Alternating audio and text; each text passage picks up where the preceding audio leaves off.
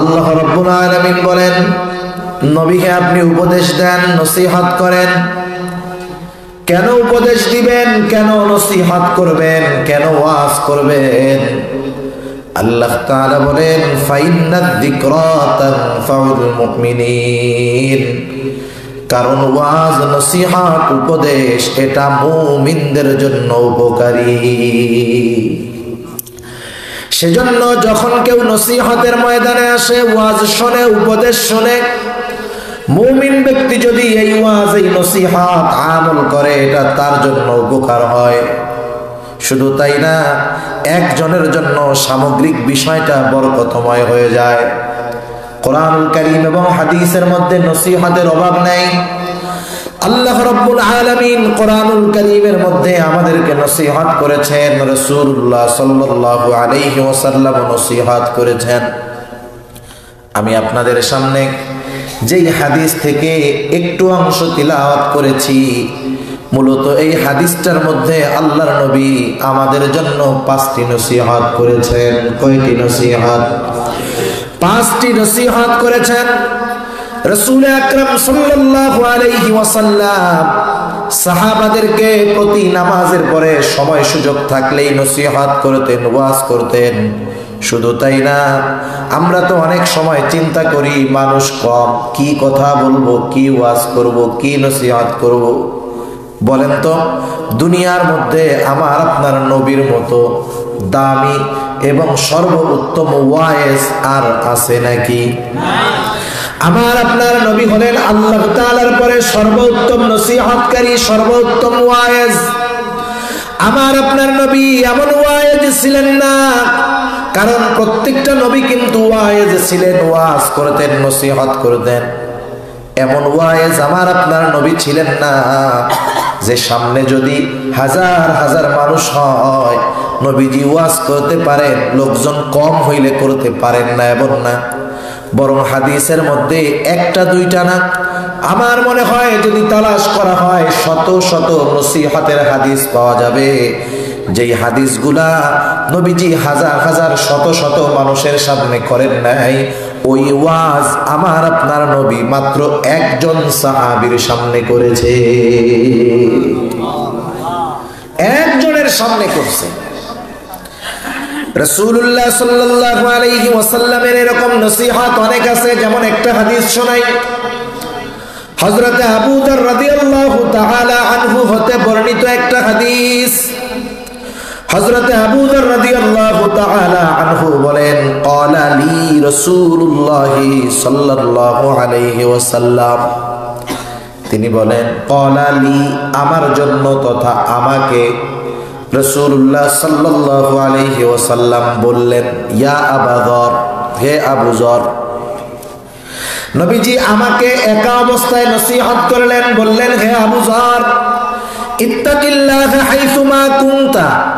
ও আবু যর, তুমি যেখানেই থাকো না কেন, যেখানেই যাও না কেন, সর্ব অবস্থায় আল্লাহ তাআলাকে ভয় করবা।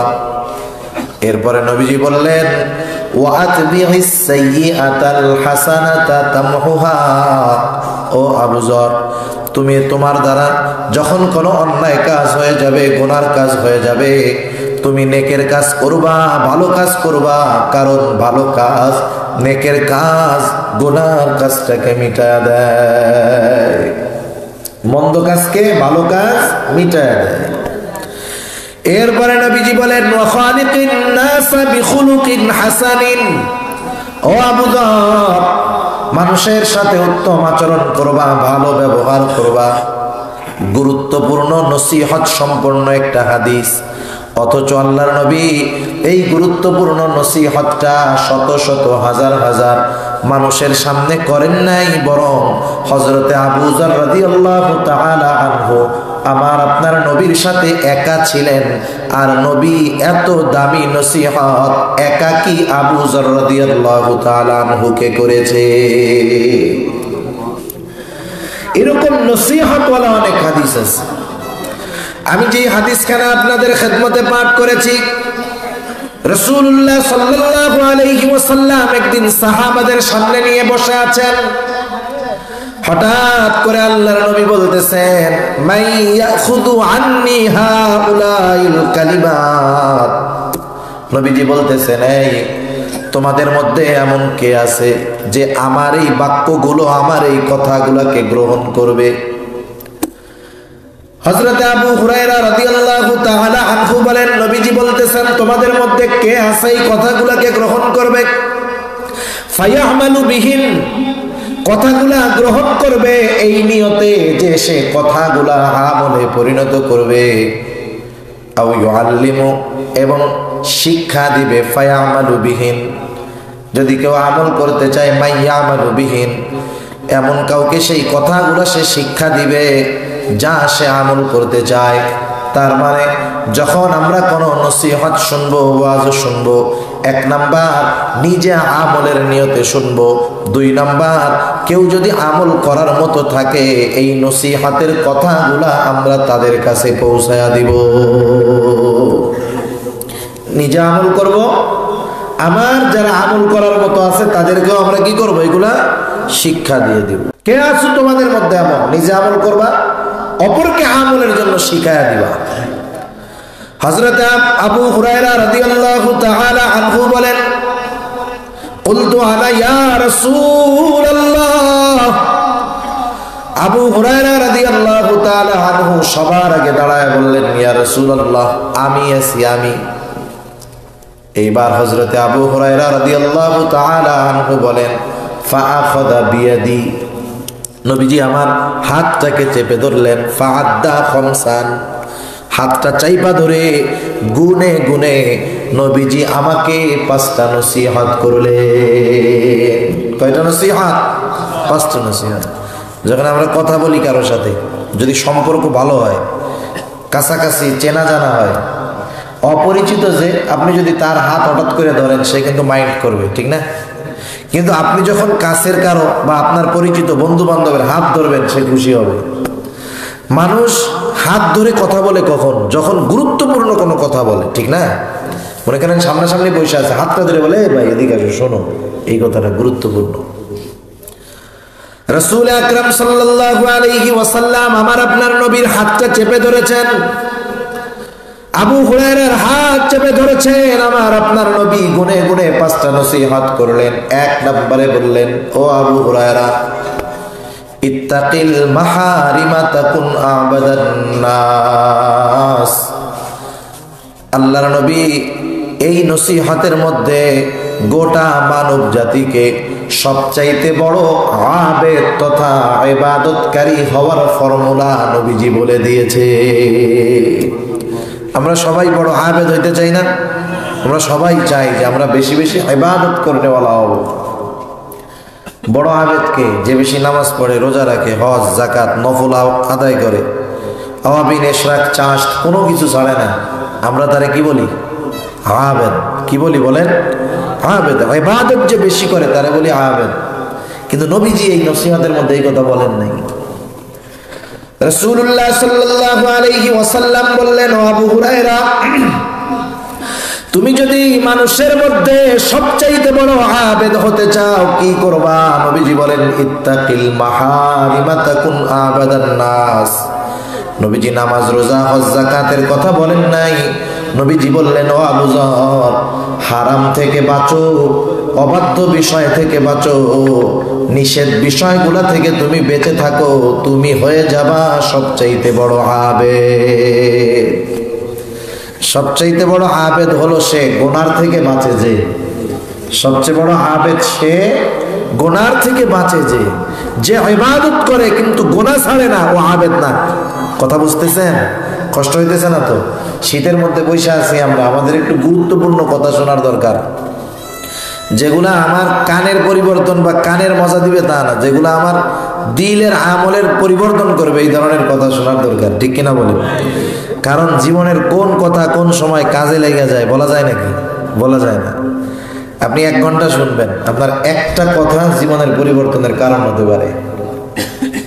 আব্দুল্লাহ ইবনে মুবারক রাহমাতুল্লাহি আলাইহি, মুহাদ্দিস, ইমাম বুখারীর উস্তাদের উস্তাদ আব্দুল্লাহ ইবনে মুবারক রাহমাতুল্লাহি আলাইহি, হাদিসের অনেক সনদ তার নাম পাঠ করা লাগে, হাদিসের কিতাবের পৃষ্ঠায় পৃষ্ঠায় তার নাম আছে। এত বড় একজন মুহাদ্দিস, তার জীবনের একটা ঘটনা আছে। আব্দুল্লাহ ইবনে মুবারক রাহমাতুল্লাহি আলাইহি যৌবনের প্রারম্ভে উনি একটা মেয়ের প্রেমে পড়ে গেছে। একটা মেয়ের প্রেমে পড়ছে, দেখছে আর ভালো লেগে গেছে। এখন তো সিস্টেম, একটা মেয়ের পছন্দ হইলে আমাদের যুবক ভাইরা আগে ফেসবুক আইডি খুঁজে, এর নাম কি আগে খুঁজে, ঠিক না? আগে খুঁজে নামটা জানতো কি, এরপরে ফেসবুকে সার্চ মারে। যখন দেখা যায় ছবি আর ছবি মিলে গেছে, দোস্ত আইডি তো পেয়ে গেছি মাশাআল্লাহ। আব্দুল্লাহ ইবনে মুবারকের যুবক মানুষ দেখে পছন্দ হয়ে গেছে। উনি প্রথম জামানায় এরকম ব্যক্তি ছিলেন না, দু একদিন কথা হয়েছে। আর তখন তো মোবাইল নাই, যখন তখন কথা বলার, দেখার বা খোঁজ খবর নেওয়ার কোনো সুযোগও নাই। সামনাসামনি যতটুকু কথা অতটুকু দেখা, রানিংয়ে যতটুকু কথা দেখা। একদিন ওই মেয়েটা আব্দুল্লাহ ইবনে মুবারককে বলছে, আব্দুল্লাহ ইবনে মুবারক, তুমি অমুক দিন বিকাল বেলায় ওই জায়গায় আসবা, আমি তোমার সাথে ওই দিন লম্বা সময় গল্প করব। আকাঙ্ক্ষিত কেউ যদি আসতে চায়, তার সাথে কথা বলার যদি সুযোগ হয়, বিকাল 5টায় যাইতে বললে পাগলা তো যায় 3টার সময় বসে থাকবে, ঠিক না? না জানি যদি দেরি হয়ে যায় আবার আগে আগে চলে গেছে। আব্দুল্লাহ ইবনে মুবারক দুপুরের পরে যে দাঁড়ায় আছে, সময় দেখতেছে, সময় যায় আর অপেক্ষার প্রহর বাড়ে। এই বুঝি আমার সাথে আমার প্রেয়সী দেখা করার জন্য আসবে। হায় হায়, বিকাল গড়িয়ে সন্ধ্যা, মেয়েটার আসার কোনো খবর নাই। সন্ধ্যা গড়িয়ে রাত হয়ে যায়, আসার কোনো খবর নাই। কিন্তু আব্দুল্লাহ ইবনে মুবারকের অন্তরের অবস্থা এমন যে হ্যাঁ আসবে, দেখি আর একটু অপেক্ষা করি, এই বুঝি আসে, এই বুঝি আসে, এই বুঝি আসে। এইভাবে একটু একটু করে অপেক্ষা করতে করতে একটা সময় রাত ফুরায় গেল, দিনের আলো ফুটে উঠল। এখনো হুঁশ নাই। আব্দুল্লাহ ইবনে মুবারক একটা ঘরের মধ্যে আছে।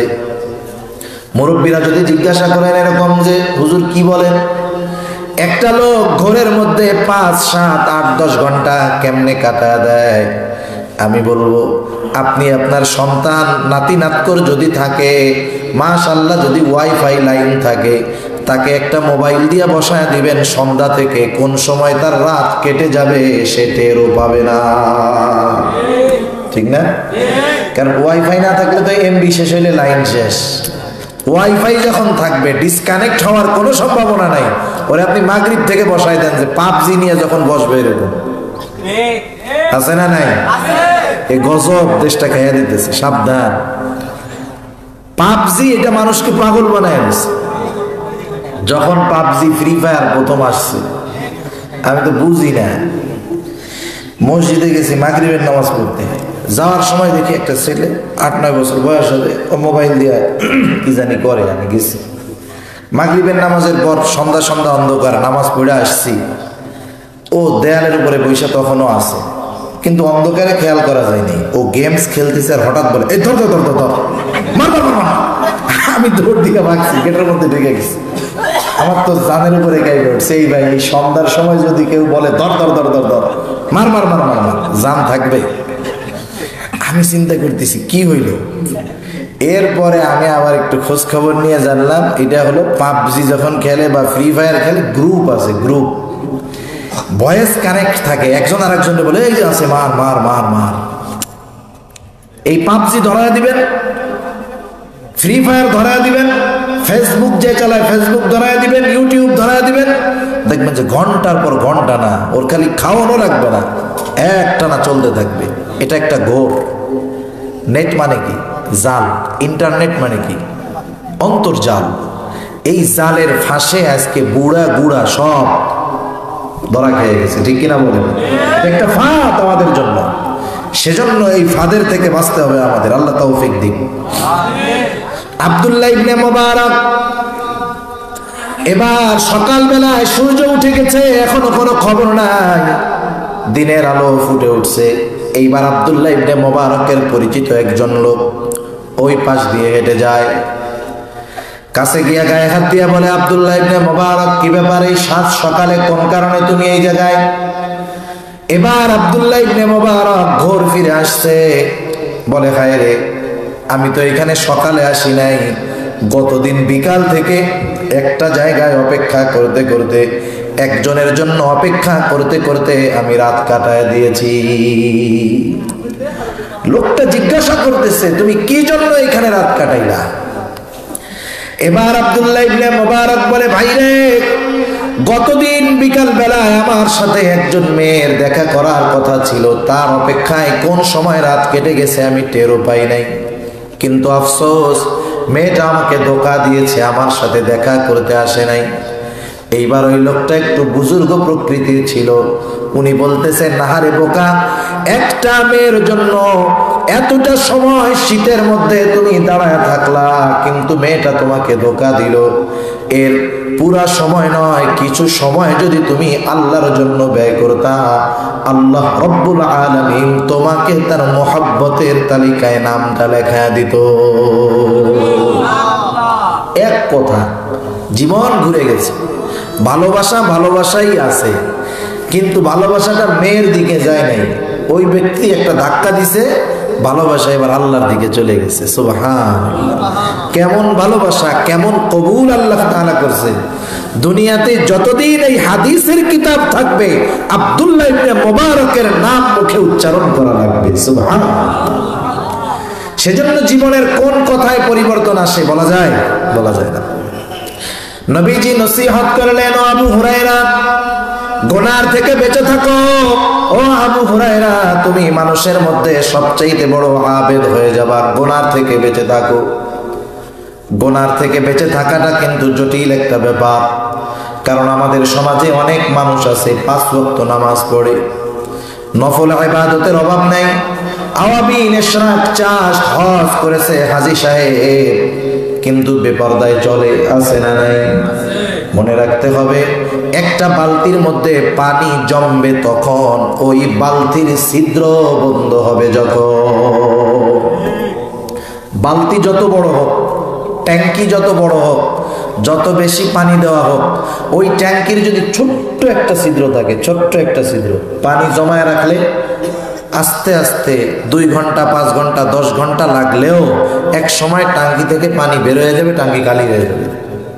পানি বেশি, ছিদ্র ছোট, ইবাদত বেশি, গুনাহ ছোট। ওই বেশি ইবাদত ছোট গুনাহ নষ্ট করে দিতে পারে। সেজন্য আগে ছাড়তে হবে গুনাহ, গুনাহ আগে ছাড়তে হবে গুনাহ। গুনাহ ছেড়ে অনেক মানুষ সফল হয়ে গেছে, আল্লাহর দরবারে প্রিয় হয়ে গেছে গুনাহ ছাড়ার মাধ্যমে। রাসূলুল্লাহ সাল্লাল্লাহু আলাইহি ওয়াসাল্লাম হাদিসের মধ্যে বনি ইসরাইলের এক পাপীর ঘটনা বর্ণনা করেছেন। হাদিসের মধ্যে আসছে, বর্ণনাকারী বলেন, এই ব্যক্তির ঘটনা আল্লাহর নবী একবার দুইবার নয়, মাঝে মধ্যে বারবার বারবার আমাদের কাছে বর্ণনা করে দেন। নবীজি বলেন, শোনো, বনি ইসরাইলের মধ্যে একটা জালেম ছিল। এই জালেম এমন কোন গুনাহ নাই যেটা সে করে নাই, এমন কোন গুনাহ নাই যেটা সে করে নাই। হাদিসের মধ্যে তার নাম আসছে কিফিল, কাফালা, কিফিল। এমন কোন গুনাহ নাই যে কিফিল করে নাই। একদিন এই কিফিল, তার কাছে একজন দরিদ্র অভাবী মহিলা আসছে কিছু পয়সা সাহায্যের জন্য, কিছু টাকা ধার নেওয়ার জন্য। জালেম কিফিলের কাছে আসছে, সুদের কারবারিও জালেম কিফিল করতো। আসার পরে বলে, ও কিফিল, আমি বিপদে পড়েছি, আমাকে কিছু টাকা দিয়ে সহযোগিতা করো, কিছু টাকা ধার দাও। এইভাবে ঘরে ঘরে পাবলিক যে সুদে লাগায় টাকা, এরকম আপনাদের এলাকায় আছে? আছে, সব জায়গায় কম বেশি আছে। এটা এইসব লোকের কাছে আপনি টাকা ধার চাবেন, যে বলবেন যে ভাই 2000 টাকা ধার দেন, আগামী সপ্তাহে দিয়ে দিব। টাকা পয়সা নাই ভাই, অভাবে আছে। আরেকজনকে পাঠাবেন, ও ওর কানের কাছে যায় বলবে, ভাই 10,000 দে, সপ্তাহে সপ্তাহে 1,000 লাভ দিব নে। ও সাথে সাথে বলবে, ধর এই যে 10,000 টাকা। ঠিক কিনা বলেন? এইসব লোক কোনো সময় কর্জে হাসানা দেয় না, মানুষের কল্যাণে এরা সম্পদ ব্যয় করে না। জালেম কিফিল বলে না, আমি কাউরে টাকা ধার দেই না, আমি তো সুদে টাকা দেই। মহিলা বলে, ও কিফিল, আমি যে তোমাকে সুদ দিব, লাভ দিব এমন সামর্থ্য তো আমার নাই, তাইলে তো আর তোমার কাছে টাকা ধার চাইতে আসতাম না। জালেম কিফিল তো সর্বপ্রকার পাপের সাথে লিপ্ত ছিল। এইবার মহিলার চেহারার দিকে তাকায় দেখলো মহিলার চেহারাটা বড় সুন্দর, শয়তানে ওয়াসওয়াসা দেওয়া শুরু করলো। এইবার কিফিল বলে, শোনো, সুদ দিতে পারবা না, কোনো অসুবিধা নাই, কিন্তু নির্ধারিত দিনে তুমি আমার সাথে গোপন অভিসারে লিপ্ত হবা, যদি রাজি হও তাহলে টাকা পাবা। হাদিসের মধ্যে আসছে, কাদাল ফাকির ওয়া ইয়াকুনা কুফরা, দারিদ্রতা মানুষকে কুফরি পর্যন্ত পৌঁছায় দেয়। এটার বাস্তব প্রমাণ আজকে বাংলার বুকে অহরহ আছে।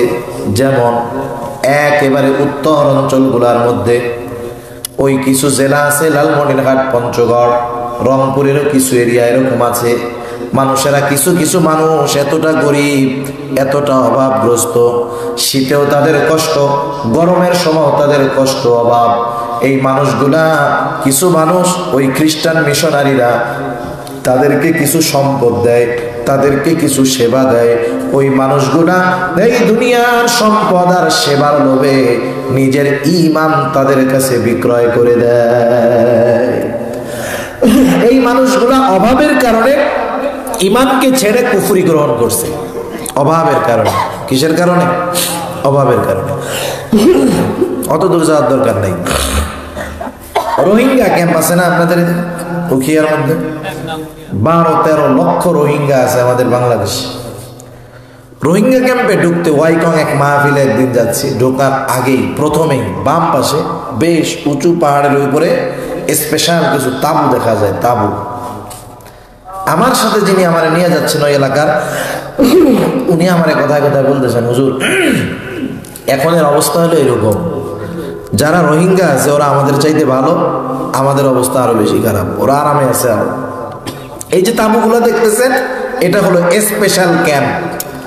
স্পেশাল ক্যাম্প মানে কি? তার মানে যেই মানুষগুলা এনজিওদের মাধ্যমে খ্রিস্টান ধর্ম গ্রহণ করে, তারা যত দুর্গম কষ্টের মধ্যে থাকুক না কেন, তাদেরকে এই জায়গায় নিয়ে আসা হয়, সর্বপ্রকারের সুযোগ সুবিধা তাদেরকে দেওয়া হয়। শুধু তাই না, শিক্ষা বলেন, সব দরকার সব দিবে। খ্রিস্টান হয়েছেন খালি, প্রয়োজনে ওদের দেশে ওদেরকে পাঠায় দিবে। তাহলে দেখেন, মানুষ অভাবের কারণে ঈমান ছেড়ে কুফরিকে গ্রহণ করে। আমার আপনার আশেপাশে অনেক মানুষ আছে অপরাধের সাথে জড়ায় গেছে, গুনার সাথে জড়ায় গেছে। কেউ চুরি করে, কেউ খারাপ পেশার সাথে জড়ায় গেছে। মনে রাখতে হবে, ইচ্ছা করে কেউ পাপের দিকে জড়ায় না, অপরাধের দিকে জড়ায় না। অনেক মানুষ কিন্তু অভাবের তাড়নায়ও গুনার পথ বেছে নেয়। খোঁজ নিয়ে দেখবেন, অনেক চোর আছে, সে চুরি করতে চায় না, কিন্তু তার অভাব, তার পরিস্থিতি তাকে চুরি ছাড়তে দেয় না। অনেক মহিলারা আছে খারাপ পথে চলে গেছে, তারা ফিরে আসতে চায়, কিন্তু তারা অভাবের কারণে ফিরে আসতে পারে না। আমাদের আশেপাশে এরকম অনেক মানুষ আছে না নাই? কিন্তু আমরা কি করি? আমাদের দায়িত্ব কি ছিল? আমরা কি পারি জানেন? আমরা পারি যে আমার পাশের বাড়ির লোক যদি গোনা করে, অপরাধ করে, চুরি করে, আমরা 10 জন এক জায়গায় বসে তার সমালোচনা করতে পারি। বলি কি, অমুকের ছেলে চোর, এটা একটা খারাপ মানুষ। কিন্তু আমার কি দায়িত্ব ছিল বলেন তো? আমরা তো সামর্থ্যবান, আমাদের কি দায়িত্ব ছিল? হাদিসে কুদসির ভিতরে আল্লাহ কি বলেন? আল্লাহ রাব্বুল আলামিন কিয়ামতের দিন কিছু মানুষকে জিজ্ঞাসা করবে, আমার গোলাম, দুনিয়াতে আমি অভুক্ত ছিলাম, তুমি আমাকে খাবার দাও নাই। আমি বস্ত্রহীন ছিলাম, আমাকে তুমি বস্ত্র দাও নাই। আমি অসুস্থ ছিলাম, আমার সেবা শুশ্রূষা করো নাই। আমি পিপাসিত ছিলাম, আমাকে তোমরা পানি পান করাও নাই। এইবার ওই লোকগুলা বলবে, আল্লাহ, আপনার তো এগুলার কোনো কিছুর জরুরত নাই, এগুলার কোনো কিছুর প্রয়োজন নাই। যদি প্রয়োজন থাকতো, কাছে যদি পাইতাম তাও তো দিতাম।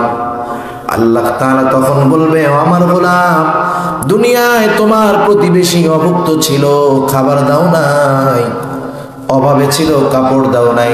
চিকিৎসা করাও নাই, অথচ তুমি সামর্থ্যবান ছিলা। তুমি যদি তাদেরকে খাবার দিতা, পানি দিতা, তাদের সেবা শুশ্রূষা করতা, এগুলা সব আমি আল্লাহ পেয়ে যাইতাম। আমি সচ্ছল মানুষ, আমার কোন প্রতিবেশী অসচ্ছলতার কারণে যদি গুনার সাথে জড়িয়ে যায়, গুনার কারণে কিয়ামতে আল্লাহর আদালতে দাঁড়াইতে হবে না? আরে মিয়া, পাপীর 10 দিন, মালিকের 1 দিন। এই যে মেজর সিনারে মেরে ফেলছে, তাই না? নির্মম ভাবে হত্যা করা হয়েছে। যারা পাপ করছে, পাপের শের পুড়ে গেছে। পাপের শের কি হয়ে গেছে? পুড়ে গেছে। একটা বোতলে যখন পানি ভরে যায়, আপনি যদি বোতলে পানি দেন, গ্লাসে ভরে গেলে গ্লাসে পানি ডাললে ওই পানি আর গ্লাসের মধ্যে থাকে না, ওইটা উগরায় পড়ে যায়, ঠিক কিনা বলেন? ওদের পাপের শের পুড়ে গেছে। নিরীহ মানুষের উপরে জুলুম করতে করতে এমন পর্যায়ে গেছে সে আল্লাহ সহ্য করেনি। আজকে এক ঐতিহাসিক রায় হয়েছে, ঠিক কিনা বলেন? এখনো কার্যকর হয় নাই। আমরা দোয়া করি এটা যেন কার্যকর হয়, এবার বাংলাদেশের জন্য একটা নিদর্শন হয়ে থাকে, ঠিক কিনা বলেন? ওই দিন কিয়ামতের ময়দানে এই অপরাধী আল্লাহর কাঠগড়ায় দাঁড়াবে। আমি আপনি যদি মনে করি ও তো অপরাধ করছে, ও দাঁড়াবে, তাতে আমার কি? না না না, আমাকে আল্লাহ তাআলা সামর্থ্য দিয়েছিল, কিন্তু আমার সামর্থ্য দ্বারা আমি তাকে অন্যায় থেকে ফিরাই নাই, সাহায্য করি নাই। যেহেতু সে অপরাধী হওয়ার পেছনে আমি দায়ী, আমার সমাজের মানুষ দায়ী, অবশ্যই অবশ্যই ওই অপরাধীর সাথে তার সমাজের মানুষগুলাকেও আল্লাহর কাঠগড়ায় দাঁড়াতে হবে। জটিল এক বিষয়, প্রতিবেশীর বিষয় জটিল এক বিষয়। ও অভাবে অপরাধ করতেছে, ধরা পড়তে হবে আমার আপনার। তাইলে সমালোচনা বাদ দিয়ে কি করব? মনে করেন আপনাদের এলাকায় 100 ঘর আছে, 100 ঘর আছে, একটা ঘরের লোক চোর। বলেন তো, একজন চোরের জন্য এই 100 ঘরের মানুষের আরামের ঘুম হবে? জোরে বলেন, ঘুম হবে?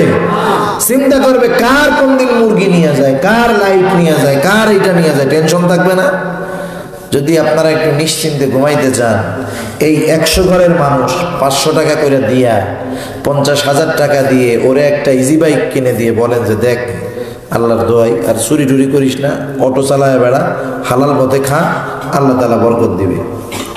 আমরা যদি একটু সম্মিলিতভাবে এই খারাপ মানুষ যারা অভাবের কারণে গুনার দিকে যাচ্ছে, আমরা যদি একটু তাদেরকে সহযোগিতা করি, বলেন সমাজ থেকে এই ধরনের অনেক পাপীদের পাপ দূর করা সম্ভব। সেজন্য আমরা তাদেরকে সহযোগিতা করব, গুনার থেকে জানি ফিরতে পারে। যে কথার থেকে আমরা গিয়েছি, ওই যে মহিলা দারিদ্রতার কারণে, অভাবের কারণে জালেম কিফিলের কাছে স্বীকার গেল, রাজি হলো যে হ্যাঁ তোমার সাথে আমি জেনায় লিপ্ত হব, তার বিনিময়ে হলো আমাকে অর্থটা দাও, সম্পদ দাও। কারণ মহিলা প্রয়োজনের কাছে হেরে গেছে, টাকার দরকার, কোথায় পাবে আর? এবার নির্ধারিত দিন জালেম কিফিল হাজির হয়ে গেল। জালেম কিফিল জেনা করার জন্য প্রস্তুত। দুনিয়ার কেউ দেখে না, বাধা দেওয়ার কেউ নাই। এবার মহিলার একেবারে কাছে চলে গেছে জালেম কিফিল, কিন্তু মহিলা কাঁপতেছে, থরথর করে কাঁপতেছে। মহিলার চোখে মুখে একটা ভীতি, আতঙ্কিত একটা ছোঁয়া, ভীতি স্পষ্টভাবে দেখা যায়।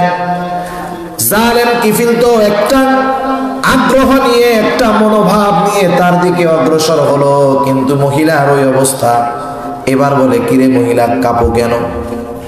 আমি কি তোমাকে এই কাজে বাধ্য করেছি নাকি? তুমি তো শর্ত মেনে আমার কাছ থেকে টাকা নিয়েছো, আমি তো তোমাকে জোর করি নাই, তাইলে তুমি কেন কাঁপতেছো, কেন তুমি ভয় পাইতেছো? এবার মহিলা বলে, কিফিল রে, আমার এই ভয়ের কারণ আমি আমার এই দেহ দিয়ে আজ পর্যন্ত এইরকম কোন পাপের সাথে লিপ্ত হই নাই, গুনাহ করি নাই। ও কিফিল, অভাবের কারণে তোমার কাছ থেকে অর্থ নিয়েছিলাম, তোমার শর্তে রাজি হতে বাধ্য হয়েছিলাম রে কিফিল। আমার তো বড় ভয় হয়, আজ রাতে আমি যদি তোমার সাথে জেনায় লিপ্ত হই, গুনাহে লিপ্ত হই, আর যদি মারা যাই, কিয়ামতের দিন আল্লাহ রাব্বুল আলামিনের সামনে আমি একজন জিনাকারী হিসাবে উপস্থিত হব। আমি কান্না করতেছি ওই ভয়, আল্লাহর ভয়। জালেম কিফিল এবার চিন্তা করে, আহারে আমি তো জিন্দেগিতে কোনো গুনাহ নাই যেটা করি নাই, আর এই মহিলা বাধ্য হয়ে একটা গুনাহ করবে, তাও তার মধ্যে কত ভয় কত চিন্তা। এতটুকু কথা জালেম কিফিলের জীবনের পথটাকে ঘুরায় দিল। জালেম কিফিল ওই অবস্থা থেকে উঠে দাঁড়ায় গেল, জামা কাপড় গায়ে দিয়ে বলে, মহিলা যা, আমি তোকে ওই 60 দিরহাম ধার দিয়েছিল, 60 দিরহাম, ওটা তোকে আমি সদকা করে দিলাম, মাফ করে দিলাম। আর শুনে রাখ, আগামী দিন থেকে আমি আর গুনাহ করব না, তওবা করলাম। একটা গুনার থেকে ফিরে তওবা করে জালেম কিফিল বাড়িতে চলে গেল। রাসূলুল্লাহ সাল্লাল্লাহু আলাইহি ওয়াসাল্লাম বলেন, ঘটনাক্রমে ওই দিন রাত্রে জালেম কিফিল মারা গেল। এলাকায় যদি কোনো জালেম মারা যায় সবাই ইন্না লিল্লাহ বলে না, কিছু মাজলুম আছে ওই জালেমের মৃত্যুতে আলহামদুলিল্লাহ পাঠ করে, ঠিক না? জালেম মরলে সবাই ইন্না লিল্লাহ কয় না, কয় আলহামদুলিল্লাহ, ওইটা আরো আগে মরলে ভালো হইতো, ঠিক না? জালেম কিফিল মারা গেছে, সবাই আনন্দ মিছিল করতেছে, জালেম কিফিল মারা গেছে। আল্লাহ রাব্বুল আলামিন, জালেম কিফিল ছিল কিন্তু এখন তো জালেম নাই, কারণ সে তওবা করছে, গুনাহ থেকে ফিরে আসছে, আল্লাহর মহব্বতের গোলাম হয়ে গেছে।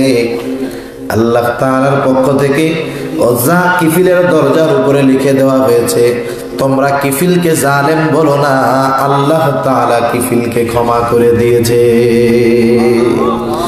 দেখুন, একটি গুনাহ থেকে ফিরে আসা তার সারা জিন্দেগির গুনাহগুলো মাফ হওয়ার কারণ হলো আল্লাহর মহব্বতের পাত্র হয়ে গেল, আল্লাহ তাআলার ক্ষমার ঘোষণা পেয়ে গেল।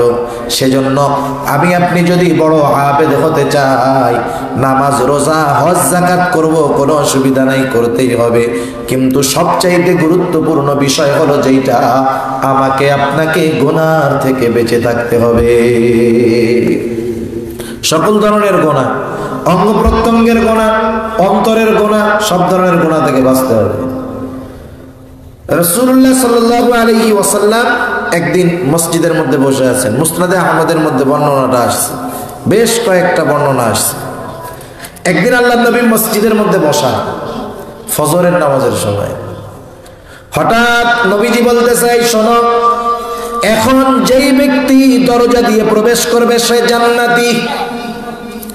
নবীজি ঘোষণা দিলেন, এখন যেই ব্যক্তি দরজা দিয়ে প্রবেশ করবে সে জান্নাতি। নবীজি কোনো ঘোষণা দ্বীনের ব্যাপারে নিজের থেকে দেন না যতক্ষণ না আল্লাহ রব্বুল আলামিনের পক্ষ থেকে দিক নির্দেশনা না আসে। এ কথা আল্লাহ তাআলাই বলেন, ওয়ামা ইয়ানতিকু আনিল হাওয়া ইন হুয়া ইল্লা ওয়াহয়ুন ইউহা। নবীজি নিজের থেকে কিছু বলেন না, নবীজি যা বলেন তা হলো কি ওহী। তার মানে ওই ব্যক্তি যে জান্নাতি, আল্লাহর পক্ষ থেকে জিবরাইল আলাইহিস সালাম আয়েশা আমার আপনার নবীরে বলছে যে এখন যে ঢুকবে সে জান্নাতি। এই ঘোষণা দেওয়ার সাথে সাথে সবার নজর দরজার দিকে, কে আসতেছে, কোন ব্যক্তি এটা, সবার নজর একদিকে।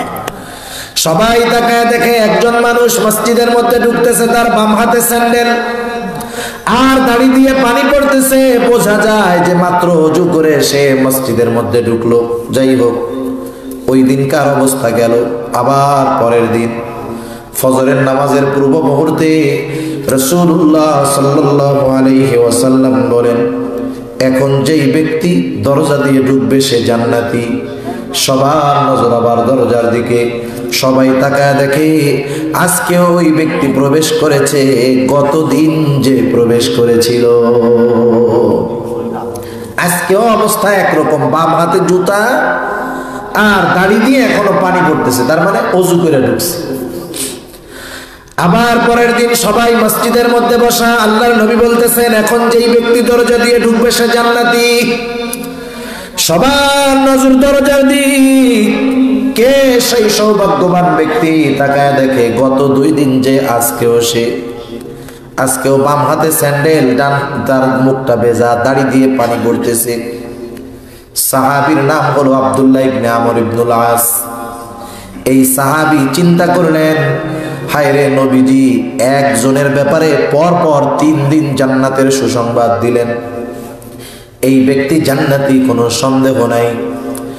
কিন্তু কোন কারণে জান্নাতি, কোন আমলের কারণে, তার জন্য এমন ঘোষণা আমার জানার দরকার। তিনি প্রচন্ড রকমের আগ্রহী হয়ে গেলেন। এইবার আব্দুল্লাহ ইবনে আমর ইবনুল আস ওই সাহাবীর কাছে গিয়ে বলে, ভাই আমি তোমার বাড়িতে 3 দিন মেহমান হতে চাই। কয়দিন? জোরে বলেন। মেহমানও কিন্তু সুন্নাত হলো 3 দিন। যখন কেউ কোথাও বেড়াতে যায় 3 দিন হলো মেহমানদারি করা সুন্নাত। এরপর দিন থেকে ওই বাড়ির মানুষ যা খাবে মেহমানের জন্য তাই ব্যবস্থা হবে। 3 দিন পর মেহমান ওই বাড়ির সাধারণ মানুষের মতো। আমাকে মেহমানরা কি করে? যদি কোনো জায়গায় এসে 7 দিন 8 দিন 10 দিন 15 দিন থাকে, প্রত্যেক দিন খাইতে পারুক আর না পারুক, খাইতে পারুক আর না পারুক, মুরগার ঠ্যাং না দিলে যায় বদনাম শুরু করে। ঠিক কিনা বলেন? ওটা খাইতে পারবে না, কিন্তু দিতে হবে। এগুলো জালেম মেহমান, এগুলো জালেম মেহমান। সেজন্য আমরা যখন কারো মেহমান হব, আমরাও এই হিসাব করব। আমরা মেজবানের জন্য কষ্টের কারণ হব না, মেজবানের জন্য কষ্টের কারণ হব না। আবার মেহমান যখন আসবে আমরা বিরক্ত হব না। এটা একটা ব্যালেন্স। ইসলাম সুন্দর। আমি একজনের বাড়িতে গেলাম, আমি গেলে সে যদি গরিব হয় পেরেশানির মধ্যে পড়ে যাবে। আমি যদি তারে বলি টেনশন করেন না, কোনো কিছু চিন্তা নাই, আমি এমনি অত শুধু খাই না, আমার ডাইল ভাত হইলে আরো ভালো হয়, তাইলে মেজবান একটু পেরেশানি কম হবে। সেজন্য আমি কখনো মেহমান হিসাবে মেজবানের কষ্টের কারণ হব না। আবার মেহমান যদি আসে আমি কখনো বেজার হব না, কারণ আল্লাহর নবী এক হাদিসের মধ্যে বলছেন, মান কানা ইউমিনু বিল্লাহি ওয়াল ইয়াউমিল আখির ফালইউকরিম দাইফাহু, যে আল্লাহ এবং রাসূলের উপরে ঈমান রাখে সে জানি মেহমানের সম্মান করে। আর এক হাদিসের মধ্যে আসছে মেহমান বরকত নিয়ে আসে। সুবহানাল্লাহ। সেজন্য মেহমান আসলে আমি খুশি হইলে বরকত থাকবে। মেহমান আসতেছে, আমি এই খবর পেয়ে যদি খুশি হই তাইলে বরকত থাকবে। কিন্তু আমরা টেনশনে পড়ে যাই কেন জানেন? কারণ যেই মেহমান আসতেছে ওই মেহমানের খাওয়ানে একটু কম পড়লে আমার অবস্থা খারাপ বানায় ফেলে। এই জন্য আমরা টেনশনে পড়ে যাই। সেজন্য মেহমান হিসাবে কষ্টের কারণ হবো না। কারণ কোন কথার থেকে গেলাম?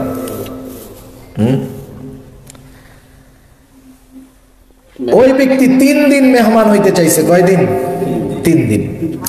যাই বলতেছে, ভাই আমি আপনার 3 দিনের আপনার বাড়িতে অবস্থান করতে চাই, মেহমান হতে চাই, কোনো অসুবিধা আছে? না না, কোনো অসুবিধা নাই, চলো।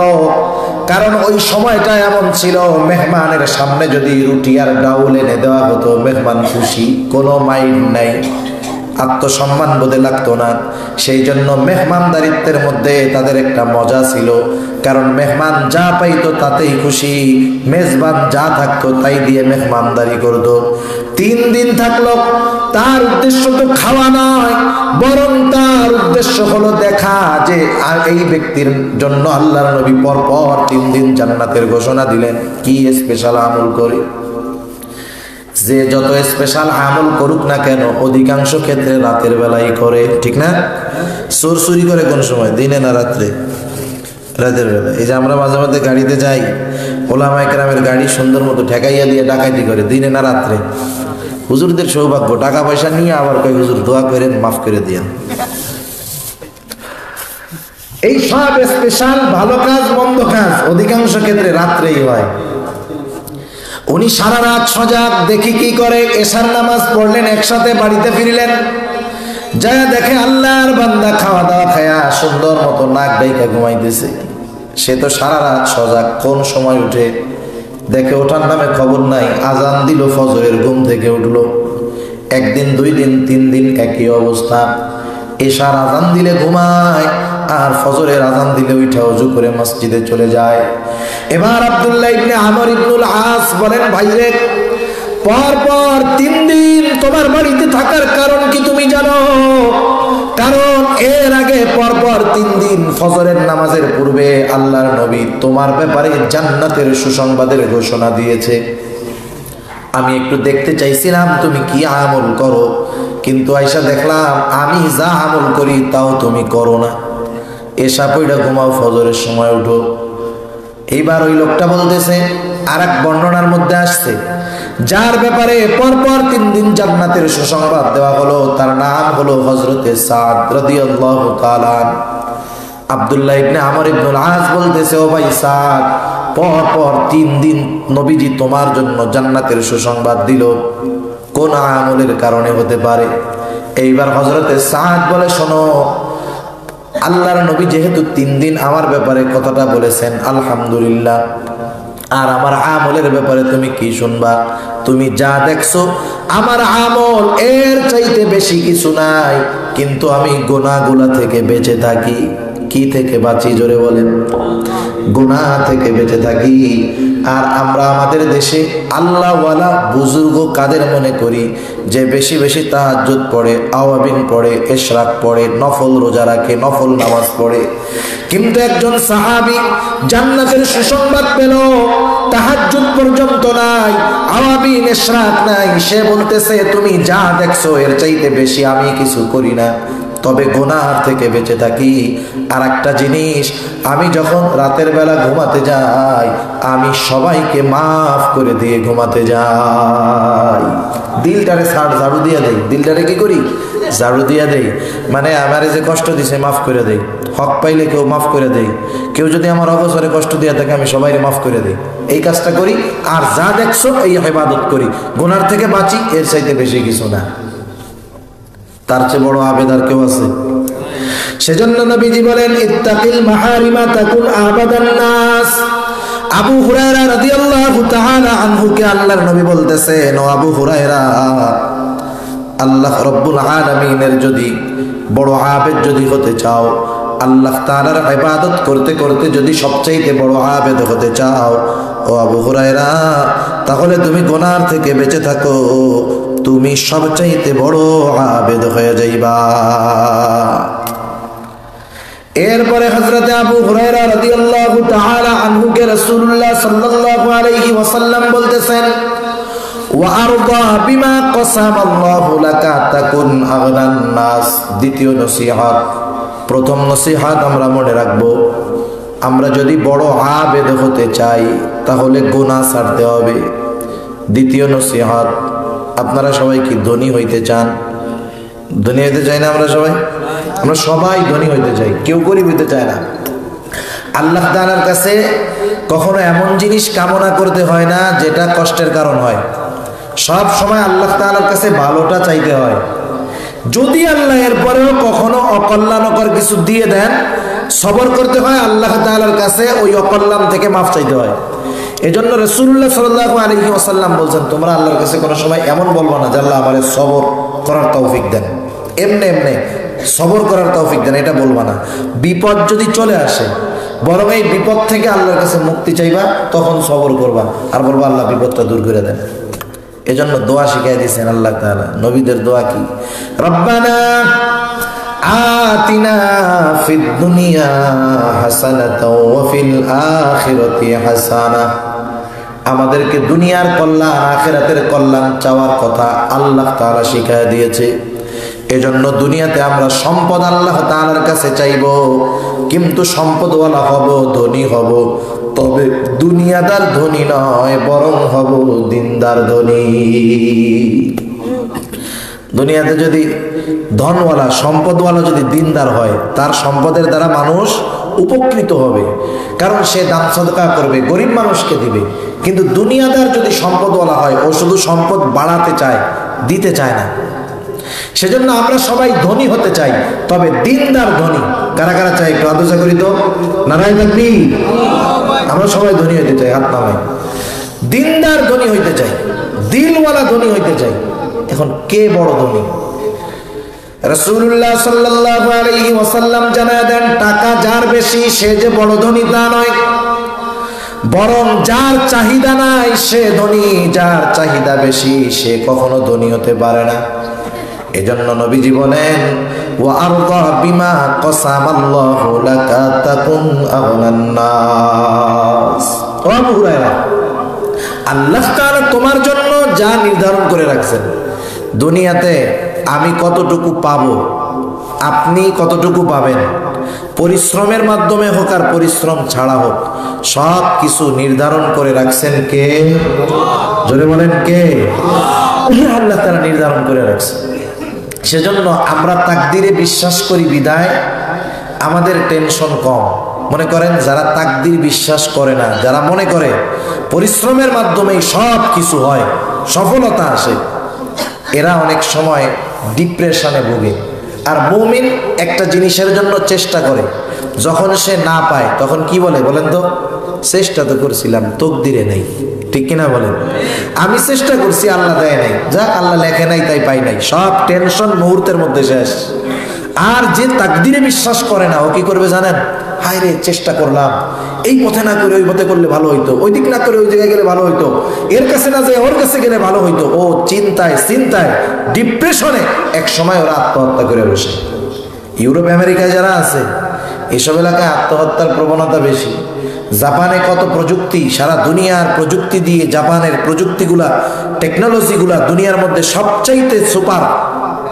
জাপানি প্রযুক্তি, জাপানি পার্টস বা জাপানের যেই আবিষ্কারগুলো আছে দুনিয়ার মধ্যে 1 নম্বরে তারা, কিন্তু আত্মহত্যার দিক দিয়ে টপ ক্লাস আছে। শুধু তাই না, স্পেশাল জঙ্গল বানায় রাখছে যে আত্মহত্যা করবি ডিপ্রেশন থেকে মুক্তি পাওয়ার জন্য। বিভিন্ন দেশে আছে সরকারিভাবে বৈধভাবে আবেদন করে যে আমি আত্মহত্যা করতে চাই। ইসলামে এগুলো কখনো গ্রহণযোগ্য নয়। আত্মহত্যা করতে চাই, ও আবেদন করে প্রথম, সরকার থেকে ওর আবেদন গ্রহণ করে বলে তুই কি কারেন্টের শর্ট খেয়ে মরবি, নাকি সুবনি খেয়ে মরবি, নাকি কোপ খেয়ে মরবি, না গুলি খেয়ে মরবি, অপশন থাকে। তো এবার অপশন দেয় যে আমি গলায় দড়ি নিয়ে মরতে চাই। রাষ্ট্রীয়ভাবে এভাবে বাহিনী করা আছে, তারা ওরে সুন্দর মতো গলায় দড়ি দিয়ে মেরে ফেলে। ইসলামে এ ধরনের কোনো কিছু সুযোগ নাই, বৈধতা নাই। কেন তারা করে? এই গবেষণা তারা করছে। এই যে কিছুদিন আগে এক যন্ত্র আবিষ্কার হয়েছে, শুনছেন হয়তো আপনারা, মেশিনের মধ্যে দিবে 1 মিনিটে কষ্টবিহীন মৃত্যু হবে। শুনছেন না অনেকে? দেখা হয়ে গেছে ইউটিউবের কল্যাণে, মাশাআল্লাহ। এখন দেখেন, আমার প্রশ্ন হইল এইটার মধ্যে কে মরলো, আর মরার পরে কে বলল যে আমি এই মেশিনে মরছি, আমার একটু কষ্ট হয় নাই? এরকম খবরটা দিল কে? মানে মরলে কষ্ট হয় না, এটা তো এই খবরটা দিবে কে? যে ওইটাতে মরতে পারছে, ঠিক না? তাইলে মরার পরে যে এই মেশিনে মরলে যে কষ্ট হয় না, এই খবরটা ওদের দিল কে? এটা আমি বুঝতে পারলাম না। সাকরাতুল মাউত হবেই, মৃত্যুর যন্ত্রণা হবেই, কোনো সন্দেহ নাই। সেজন্য এই ডিপ্রেশনের কারণে মানুষ জানি সহজে মরতে পারে, নিজেরে মারতে পারে, এগুলো ইউরোপ আমেরিকা আবিষ্কার করতেছে। কেন? কারণ এরা তাকদিরে বিশ্বাস করে না, এরা ডিপ্রেশনে ভুগে, টেনশনে ভুগে, যার কারণে এরা নিজেরা আত্মহত্যা করে বেশি। কিন্তু মুসলমানদের জন্য কত সুন্দর, চেষ্টা করছে পায় নাই, সর্বশেষ বলে আল্লাহ আমি চেষ্টা করেছি, তুমি দাও নাই, তাকদিরে নাই তাই পায় নাই। এজন্য আমরা যখন যতটুকু পাই ততটুকুতেই সন্তুষ্ট থাকবো। কারণ কি? যতটুকু পেয়েছি অতটুকু আমার জন্য নির্ধারণ করেছে কে? সেজন্য নবীজি বলেন ওয়ারদা বিমা কসামাল্লাহু লাক, আল্লাহ তাআলা তোমার জন্য যতটুকু নির্ধারণ করেছে তুমি তার উপরে সন্তুষ্ট থাকো। মনে করেন একজন লোকের একতলা বাড়ি আছে, সুন্দর বাড়ি, ভেতরে দামি টাইলস করা, একতলা বাড়ি। এখন ওর প্রতিবেশী পাশেই বিশাল বড় 20 তলা একটা বিল্ডিং করে ফেললো। বলেন তো, এই একতলা বাড়িটা যত সুন্দর হোক না কেন, এই একতলা বিল্ডিং এর মধ্যে যত দামি ডেকোরেশন থাকুক না কেন, ও যদি ওই একতলা বাড়ির ছাদের উপরে গিয়ে 20 তলার দিকে তাকায়, কি মনে হবে বলেন তো? 20 তলার সামনে ওনার একতলা পাবলিক টয়লেটের মতো মনে হবে, ঠিক না? ও চিন্তা করবে কি হইল রে, 20 তলা আমার একতলা। এই যে তার যে চাহিদা, একটা চাহিদা বাড়ছে না? চাহিদা বাড়ছে কেন বাড়ছে? উপরের দিকে তাকানোর জন্য। কিন্তু এই একতলায় যে লোকটা থাকে, সে যদি একটু নিচে তাকায়, যে আমি তো শীতের দিন চতুর্দিকে দেয়াল, উপরে ছাদ, থাই গ্লাস গুলা যখন লাগায় দেয় ঘরের মধ্যে কোনো গরম লাগে না, কত আরাম। আবার গরমের দিন এয়ার কন্ডিশন চালায় দেয়, কত আরাম, ঠান্ডা আবহাওয়া। কিন্তু আমার প্রতিবেশীর তো টিনের ঘর, টিনের ঘর শীতের দিনেও যেমন বেশি ঠান্ডা, গরমের দিনেও গরম। ওই টিনের ঘরওয়ালা যখন ইটের দেয়ালের একতলার দিকে তাকাবে ওরও তখন আফসোস লাগবে। কিন্তু ওই টিনের ঘরওয়ালা যদি ওই আশেপাশে অনেক বস্তি আছে, কালো ত্রিপল দিয়ে রোদ বৃষ্টির মধ্যে জীবন অতিবাহিত করে, ও যদি ওই তাঁবুর দিকে তাকায়, ওর টিনের ঘরটা ওর কাছে জান্নাতের মতো মনে হবে, ঠিক কিনা বলেন? আবার ওই তাঁবুওয়ালা একচালা ঘরওয়ালা সে যদি আর একটু নিচে তাকায়, যে ঢাকা শহরে দেখলাম রাস্তার পাশে ফুটপাতে রাতের বেলায় শীতের দিনে গায়ে দেওয়ার জন্য কোনো কম্বল নাই, নিজের লুঙ্গির একটা অংশ গায়ের মধ্যে দেয় আর একটা অংশ দিয়ে লজ্জাস্থান ডাকে। এই শীতের মধ্যে একজন দুইজন না, হাজার হাজার মানুষ কষ্ট করতেছে। আমি আপনি যদি ওর দিকে তাকাই, ওই টিনওয়ালা টিনের বাড়িওয়ালা একতলা বিল্ডিং ওয়ালার কাছে তার ঘরটা দুনিয়ার একটা জান্নাত মনে হবে। তখন কি মনে হবে? যে আল্লাহ আমারে অনেক কিছুই দিছে।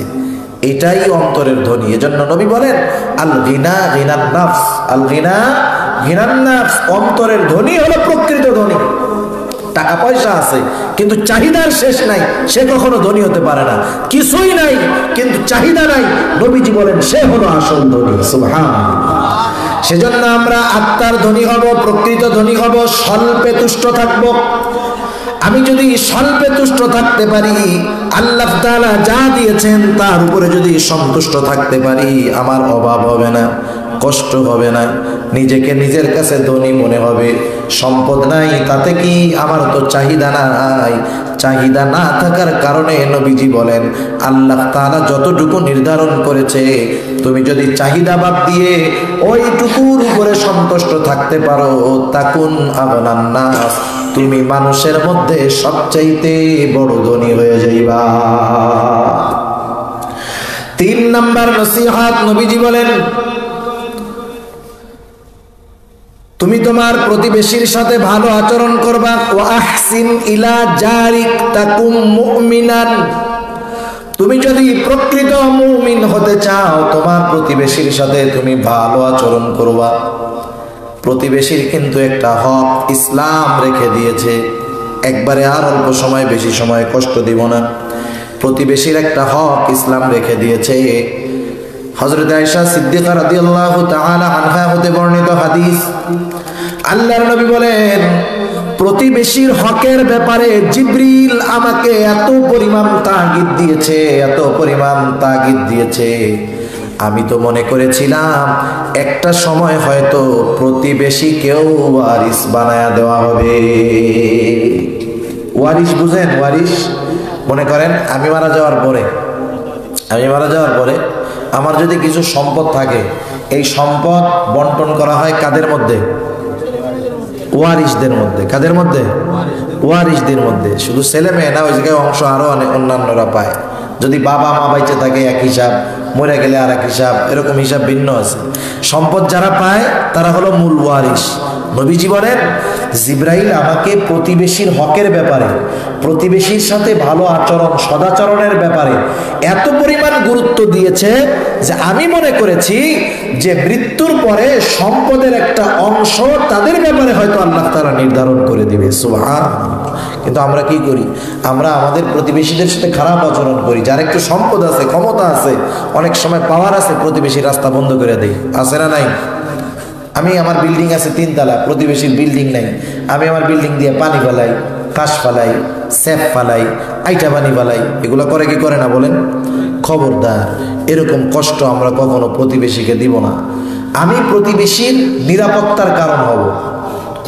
কারণ আমার যত বড় আত্মীয় স্বজন থাকুক না কেন, ওই কক্সবাজারে থাকুক না কেন, চট্টগ্রামে থাকুক না কেন, আমার বাড়িতে যদি আগুন লাগে আগে পানি দিয়ে নিভাইতে আসবে কে? আমার প্রতিবেশী আগে আসবে আমার জন্য। আমার ওই আত্মীয় যদি প্রতিবেশী সাহায্য না করে, আল্লাহ যদি রেখাই রাখে, তাইলে আমার আত্মীয় এসে আগুন নিভাইতে পারবে না, ওই ছাই সরাইতে পারবে। ঠিক কিনা বলেন? সব পুইরা ছাই হবে, ওগুলো দেখবে আর সরাবে, কিন্তু এই আগুন ধরলে প্রতিবেশী আগে আসবে। আমি অসুস্থ হয়ে গেছি, আমার আত্মীয় ভাই ব্রাদার সব আছে, ঢাকা শহর আছে, ওরা আমাকে তৎক্ষণাৎ চিকিৎসার জন্য নিতে পারবে না, আমার প্রতিবেশী দৌড় দিয়ে আগে আসবে। সেজন্য সাবধান, প্রতিবেশীর সাথে কখনো খারাপ আচরণ করবো না। প্রতিবেশীর সাথে আন্তরিকতা রাখবো বেশি। ইসলামে প্রতিবেশীর হকের ব্যাপারে ব্যাপক আলোচনা রয়েছে। অথচ আফসোস, আজকে আমাদের প্রতিবেশী যদি আমাদের চাইতে একটু নরমাল হয় অর্থনীতির দিক দিয়ে, আমরা তাদের সাথে খারাপ আচরণ করি। আল্লাহর রাস্তায় এমনটা করব না। শুধু তাই না, নবীজি বলেন সে কখনো মোমেন হইতে পারে না যে পেট ভরে খায় আর তার প্রতিবেশী অভুক্ত থাকে। ইসলাম কত সুন্দর, চিন্তা করছেন? আমি পেট করে খাবো, আমার প্রতিবেশী অভুক্ত থাকবে। নবীজি বলেন এরকম যে করে সে মুমিন হতে পারে না।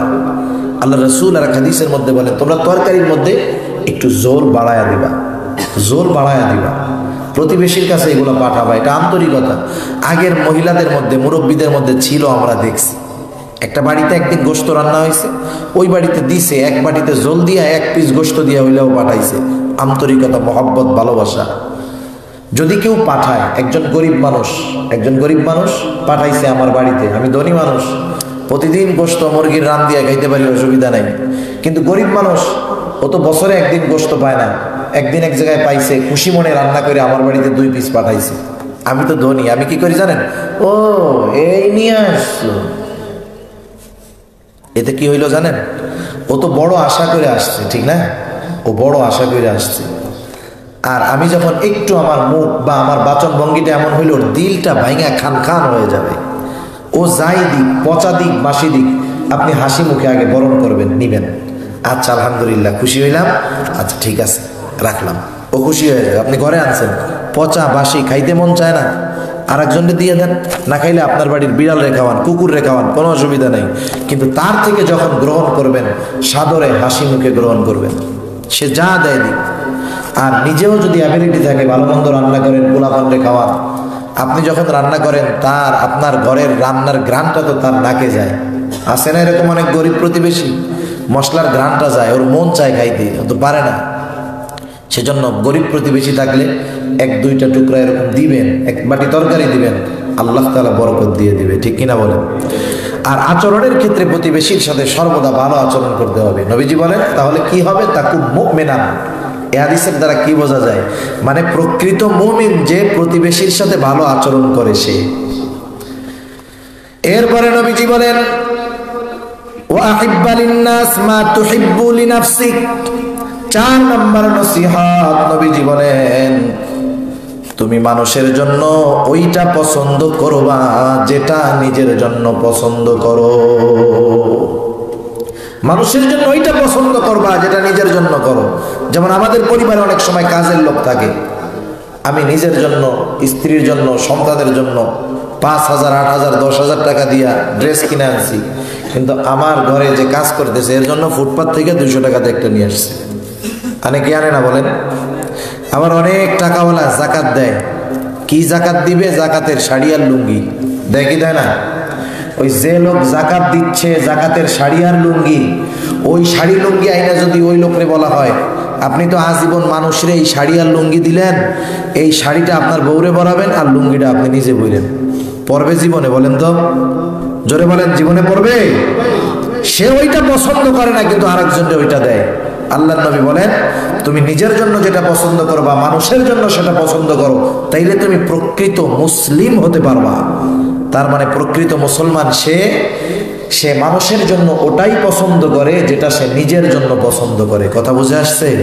সেজন্য আমি অপর মুমিন ভাইয়ের জন্য সেটা পছন্দ করব যেটা নিজের জন্য পছন্দ করি। আমার অধীনস্থদেরকে, আমার কাজের লোক, আমার অফিসের লোক, তাদের সাথে আমি ওইরকম আচরণ করব যেমন আচরণ আমি চাই। সর্বক্ষেত্রে এরকম আমি তাদের কাছে ভালো আচরণ চাই, সম্মান চাই। ছোটর কাছে যদি আমি সম্মান চাই তাহলে আমাকে ছোটকে স্নেহ করতে হবে। আমি যদি ছোটকে স্নেহ করি, ভালোবাসি, তাহলে ছোট আমাকে সম্মান করবে, ঠিক কিনা বলেন? এজন্য নবীজি বলেন তুমি যদি প্রকৃত মুসলমান হতে চাও, মানুষের জন্য সেইটাই পছন্দ করবা যেটা নিজের জন্য পছন্দ করো। 5 নম্বরে নবীজি বলেন তুমি কম হাসবা, হাসবা কম। কেন কম হাসবা? অতিরিক্ত হাসি মানুষের অন্তরকে মৃত বানায় দেয়। ইন্না কাসরাতাজ যিহ তুমিতুল কলব। অধিক হাসি মানুষের অন্তরকে মৃত বানায় দেয়। তখন এই অন্তর দিয়ে আর কান্না আসে না। মা বাপ মরলেও চোখ দিয়ে পানি পড়ে না, ভাই মরলেও চোখ দিয়ে পানি পড়ে না, গুনার কারণে চোখ দিয়ে পানি পড়ে না, আল্লাহর কাছে মোনাজাতের সময় চোখ দিয়ে পানি পড়ে না, এমন লোক আছে না নাই? অভাব নাই সমাজে। সেজন্য হাসতে হবে কম, কাঁদতে হবে বেশি। আল্লাহ তাআলা বলেন ফালইয়াদহাকু কলিলাও ওয়ালিয়াবকু কাসীরা, তোমরা হাসো কম, কাঁদো বেশি। সাহাবায়ে কেরাম জান্নাতের সুসংবাদ পেয়ে গেছে। হযরত ওসমান গনি রাদিয়াল্লাহু তাআলা জান্নাতের সুসংবাদ পাইছে। কেমন ঘোষণা? একটা ঘটনা বলে আলোচনা শেষ করে দেব ওসমান রাদিয়াল্লাহু তাআলা আনহু সম্পর্কে। নবীজি মক্কা থেকে মদিনায় গেছে। কষ্ট হইতেছে আপনাদের? আমার কষ্ট হইতেছে, ঠান্ডা লাগতেছে অল্প সময়। আর একটা ঘটনা বলে শেষ করে দিই। নবীজি মক্কা থেকে মদিনায় গেছেন। মদিনায় যাওয়ার পরে এখন তো সব জায়গায় পানির প্রয়োজন হইলে আমরা ডিপ টিউবওয়েল বসাইয়া পানি পাই, কিন্তু মরুভূমির দেশ, যে কোনো জায়গায় পানি পাওয়া যায় না। কুয়া খনন করা হয়। আল্লাহর কুদরত দেখবেন, আপনার বাড়িতে আপনি টিউবওয়েল দিচ্ছেন, 120 ফিট দিচ্ছেন, একেবারে পরিষ্কার স্বচ্ছ আয়রন মুক্ত আর্সেনিক মুক্ত পানি। আর এক আল্লাহর বান্দা আপনার পাশের বাড়ি 1000 ফিট গহীন করছে, কিন্তু তার আয়রন পানি ভালো না, আর্সেনিক। হয় কি হয় না বলেন? পাশাপাশি আল্লাহর এক কুদরত।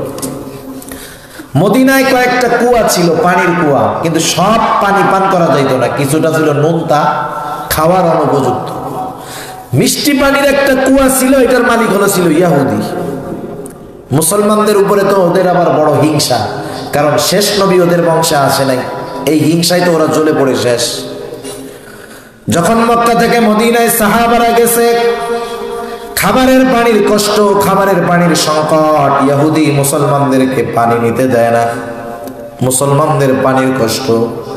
রাসূলুল্লাহ সাল্লাল্লাহু আলাইহি ওয়াসাল্লাম বললেন, নবীজির কাছে খবর দেওয়া হলো, ইয়া রাসূলুল্লাহ, আমরা তো পানির কষ্টে আছি, লবণাক্ত পানি পান করে অনেকে অসুস্থ হয়ে যায়। ইয়া রাসূলুল্লাহ, খাবার উপযুক্ত যেই পানি, ওই পানির কুয়ার মালিক হলো একজন ইহুদি। মুসলমানদেরকে পানি দেয় না, মুসলমানেরা বড় কষ্টে আছে। নবীজি বললেন, এই তোমাদের মধ্যে কে আছো, ইহুদির কাছ থেকে পানির কুয়াটা কিনে মুসলমানদের পানির কষ্ট দূর করে দিবা। নবীজি বলছেন, সাথে সাথে সবাই তৈয়ার। অপর দিক দিয়া ওই ইহুদির কাছে খবর চলে গেল, মুহাম্মদুর রাসূলুল্লাহ সাল্লাল্লাহু আলাইহি ওয়াসাল্লাম এমন ঘোষণা দিয়েছে। এই ঘোষণা যখন গেছে, ইহুদি চিন্তা করছে, কাম সারা, আমার কুয়ার তো এখন ডিমান্ড হয়ে গেছে, ঠিক না? দাম বেড়ে গেছে এখন। ওই যে দেখেন না, করোনা যখন প্রথম শুরু হয়েছে, করোনার প্রথমে ওয়াজ ছিল কি? শারীরিক দূরত্ব আর মাস্ক আর হাত ধোয়া। শারীরিক দূরত্বটা তো মাশাআল্লাহ টাকা ছাড়া হয়, কিন্তু হাত ধোয়া, মাস্ক, এটা তো টাকা লাগবে, ঠিক না? 200 টাকা লিটারের স্যাভলন 1000 টাকা দিয়ে পাওয়া যায় নাই। স্যাভলনের লিটার 220 টাকা, 1000 টাকা দিয়ে স্যাভলন পাওয়া যায় নাই। একটু খালি গল্প উঠাই দিছে। মাস্কের বাক্স ইসের দোকানে, ফার্মেসির দোকানে এক কোনায় পড়ে দেখতো, ইন্দুরে খেয়ে ফেলছে এক কোনা, মানে বেচা কেনাই হয় না। যেই করোনা হয়েছে, ওই মাস্ক 8 আনা করে কিনা ছিল, 30 টাকা করে বেচছে, ঠিক কিনা বলেন? চাহিদা বাড়ছে, মার্কেটিং হয়েছে, এখন এটার দাম বেড়ে গেছে। ইহুদির কাছে এক একজন টাকা নিয়ে যায়, বলে, ইহুদি কুয়া বিক্রি করবা? বলে, হ্যাঁ করবো। কুয়ার দাম যদি 100 টাকা হয়, বলে 1 লাখ টাকা। কে কিনবে? কেউ পারে না কিনতে। ইহুদি দাম চায়, পয়সা আছে আকাশচুম্বী দাম, মন চাইলেও কেউ কিনতে পারে না। হযরত ওসমান রাদিয়াল্লাহু তাআলা একটা উপাধি তার হলো গনি।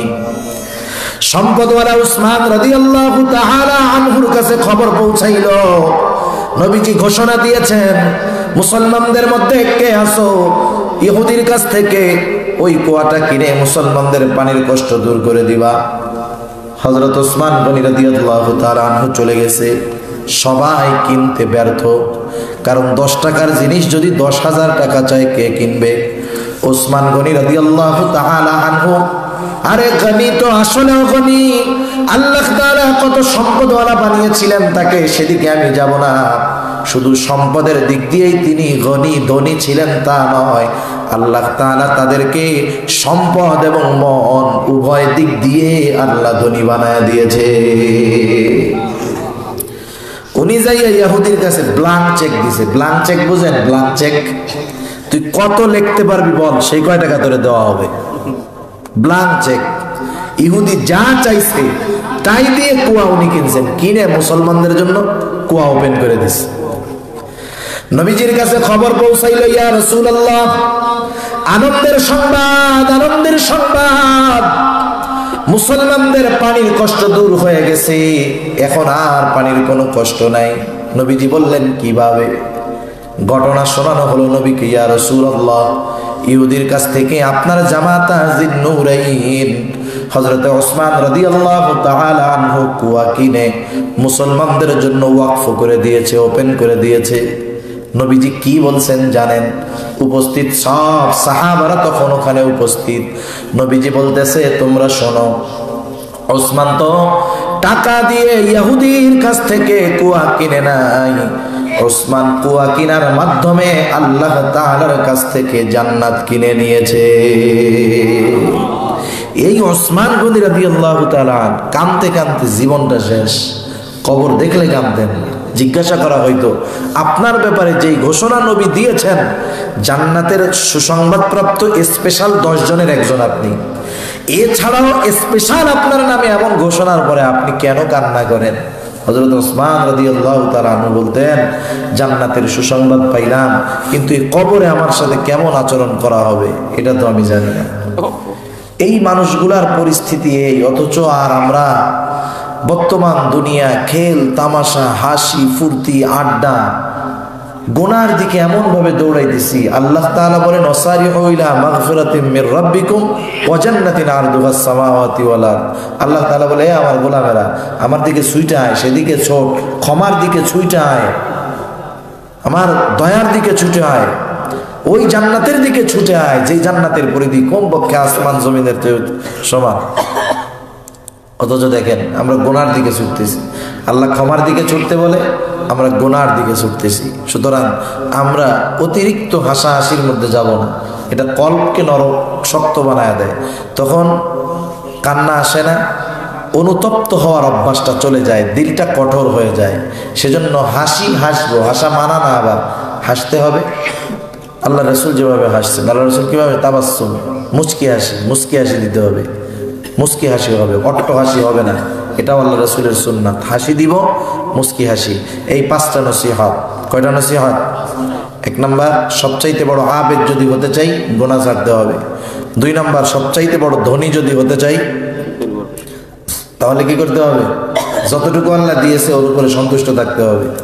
আমি যদি প্রকৃত মুমিন হতে চাই, প্রতিবেশীর সাথে ভালো আচরণ করতে হবে। প্রকৃত মুসলিম যদি হতে চাই, তাহলে নিজের জন্য যেটা পছন্দ করি, অপর মুমিন ভাইয়ের জন্য সেটা পছন্দ করতে হবে। আর আমার হৃদয়টাকে, অন্তরটাকে যদি তাজা রাখতে চাই, তাইলে আমাদেরকে কম হাসতে হবে। আল্লাহ সুবহানাহু ওয়া তাআলা আমাদেরকে আল্লাহর নবীর এই নসিহতগুলোর উপরে আমল করবার তৌফিক দান করুক। সবাই বলি আমিন। ওয়া আখিরু দাওয়ানা আলহামদুলিল্লাহি রাব্বিল আলামিন। আসসালামু আলাইকুম ওয়া রাহমাতুল্লাহি ওয়া বারাকাতুহু। আমরা দুরূদ শরীফ পড়ি। আল্লাহুম্মা সাল্লি আলা মুহাম্মাদ ওয়া আলা আলি মুহাম্মাদিন কামা সাল্লাইতা আলা ইব্রাহিম ওয়া আলা আলি ইব্রাহিম ইন্নাকা হামিদুম মাজিদ। আল্লাহুম্মা বারিক আলা মুহাম্মাদিন ওয়া আলা আলি মুহাম্মাদ কামা বারাকতা আলা ইব্রাহিম ওয়া আলা আলি ইব্রাহিম ইন্নাকা হামিদুম মাজিদ। আমলের পদ্ধতি হলো, শুনেন, গুনাহ ছাড়তে হবে না। আপনি সব গুনাহ একদিনে ছাড়তে পারবেন না, ছাড়ার নিয়ত রাখতে হবে। একটা গুনাহ ছাড়ার অভ্যাস করতে হবে। একটা গুনাহ সব ছাড়তে আপনি একদিনে পারবেন না, কিন্তু নিয়ত রাখবেন যে সবগুলা ছাড়বো, ঠিক আছে না? কিন্তু কর্মে প্রথমে একটা করবেন। যেমন মিথ্যা বলার অভ্যাস, এটা অনিচ্ছায় হয়ে যায়। আপনি হিসাব রাখবেন, অ্যাটেনশন, নিজেকে সতর্ক রাখবেন যে আগামী দিন আমি একটা মিথ্যাও বলবো না, ঠিক আছে না? এরকম একটা একটা গুনাহ করে ছাড়ার অভ্যাস করব ইনশাআল্লাহ। আমরা যদি ভালো কাজের চেষ্টা করি, সহজ করবে কে? আল্লাহ সবাইকে কবুল করুন। আলহামদুলিল্লাহি রাব্বিল আলামিন ওয়াল আকিবাতু লিল মুত্তাকিন والصلاة والسلام على خير خلقه محمد وعلى آله وأصحابه أجمعين. ربنا ظلمنا أنفسنا وإن لم تغفر لنا وترحمنا لنكونن من الخاسرين. ربنا آتنا في الدنيا হাসানাতাও ওয়া ফিল আখিরাতি হাসানাহ ওয়া কিনা আযাবান নার। ربنا لا تزغ قلوبنا بعد إذ هديتنا وهب لنا من لدنك رحمة إنك أنت الوهاب। দয়াময় আল্লাহ, প্রচন্ড ঠান্ডার মধ্যে গভীর রাত পর্যন্ত দিনই আলোচনা করার পর গুনাহ মাখা হাত আপনার শাহী দরবারের দিকে তুলে ধরেছি। আয় আল্লাহ, রাত্র যত গভীর হয় দুনিয়ার মানুষের দরজাগুলো বন্ধ হয়ে যায়, আর রাত্র যত গভীর হয় আপনার রহমতের দুয়ার তত উন্মোচিত হয়। আয় আল্লাহ, আমরা গুনাহগার, আপনি তো গফফার। আয় আল্লাহ, আমরা গুনাহ করতে ভালোবাসি, আপনি ক্ষমা করতে ভালোবাসেন। আপনার গফুর, গফফার, রহিম, রহমান নামের ওসিলায় আমাদের প্রত্যেকের বিগত জীবনের সকল প্রকার কবিরা সগীরা গুনাহগুলা মাফ করে দেন। আয় আল্লাহ, আমাদের আত্মীয় স্বজন, পাড়া প্রতিবেশী সবার সকল প্রকার গুনাহগুলা মাফ করে দেন। আল্লাহ, তাম দুনিয়ার মুসলমানদের গুনাহগুলা আপনি মাফ করে দেন। খাস করে আমাদের আত্মীয় স্বজন যারা দুনিয়া ছেড়ে চলে গেছে, আয় আল্লাহ, যে যেখানে শায়িত আছে, আশেপাশে যত কবরস্থান আছে যারা শায়িত আছে, আল্লাহ প্রত্যেকের সকল গুনাহ খাতা মাফ করে কবরগুলো আপনি জান্নাতের টুকরা বানায়া দেন। ইয়া রাব্বাল আলামিন, ইয়া আরহামার রাহিমিন, খাস করে আজকের এই মাহফিল আপনি কবুল আর মঞ্জুর করে নেন। আয় আল্লাহ, ইসলামী ইয়াংস্টার সোসাইটিকে আপনি কবুল আর মঞ্জুর করে নেন। আয় আল্লাহ, যত সদস্য আছে প্রত্যেকটা সদস্যকে আপনি কবুল আর মঞ্জুর করেন। খাস করে যারা অর্থ দিয়ে, শ্রম দিয়ে, সময় দিয়ে, সৎ পরামর্শ দিয়ে প্রচন্ড শীতের মধ্যে বসে থেকে যে যেভাবে সহযোগিতা করেছে, আল্লাহ প্রত্যেকের সকল প্রকার সাহায্য সহযোগিতাকে আপনি কবুল আর মঞ্জুর করে নেন। আয় আল্লাহ, তারা জানি এই আয়োজন কিয়ামত পর্যন্ত করতে পারে সেই জিম্মাদারি আপনি আপনার হাতে নিয়ে নেন। ইয়া রাব্বাল আলামিন, ইয়া আরহামার রাহিমিন, আমাদের মধ্যে যারা অসুস্থ, সুস্থতা দান করেন। আয় আল্লাহ, নাম জানা অজানা সকলেরকে আপনি সুস্থতা দান করেন। খাস করে আজকের মাইক অপারেটর ভাই, আয় আল্লাহ কারেন্টের শর্ট খেয়ে অসুস্থ হয়েছেন, তাকে পরিপূর্ণ সুস্থতা দান করেন।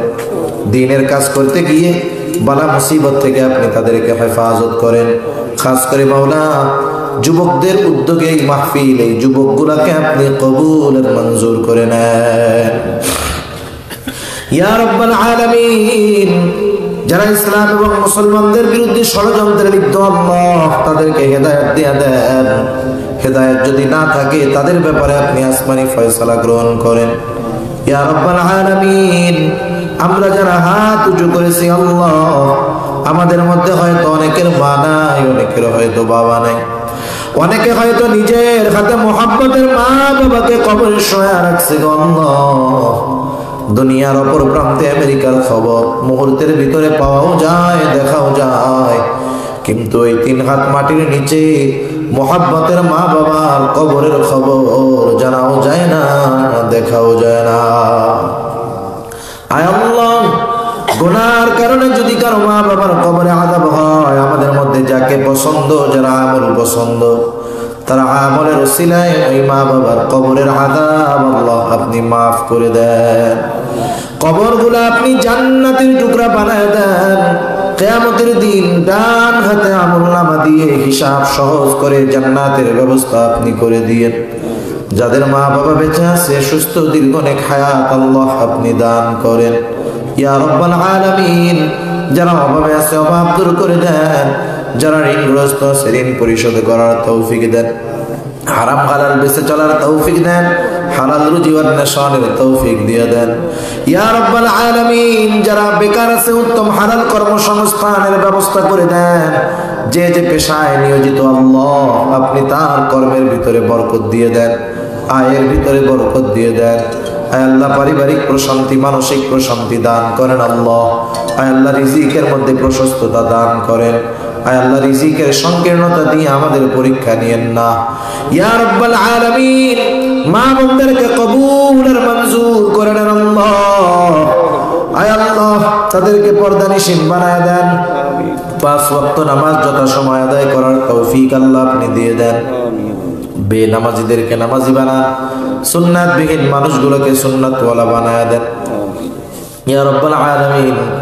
খাস করে আমাদের প্রত্যেককে জীবনে একবার হলেও মক্কা মদিনা জিয়ারত করার তৌফিক আল্লাহ আপনি দিয়ে দিন। যারা একবার গেছে তাদের বারবার যাওয়ার তৌফিক দিয়ে দেন।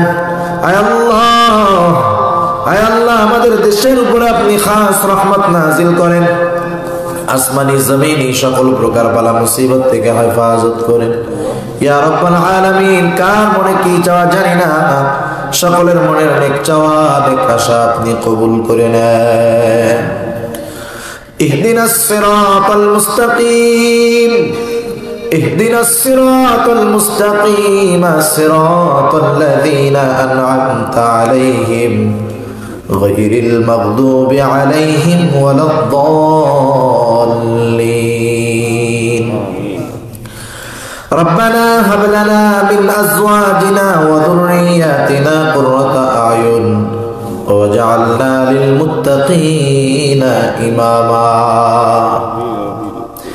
رب ارحمهما كما ربياني صغيرا رب ارحمهما كما ربياني صغيرا اللهم وفقنا لما تحبه وترضى من القول والعمل والفعل والنية والهاد إنك على كل شيء قدير وصلى الله تعالى على خير خلقه محمد وعلى آله وأصحابه أجمعين آمين برحمتك يا أرحم الراحمين.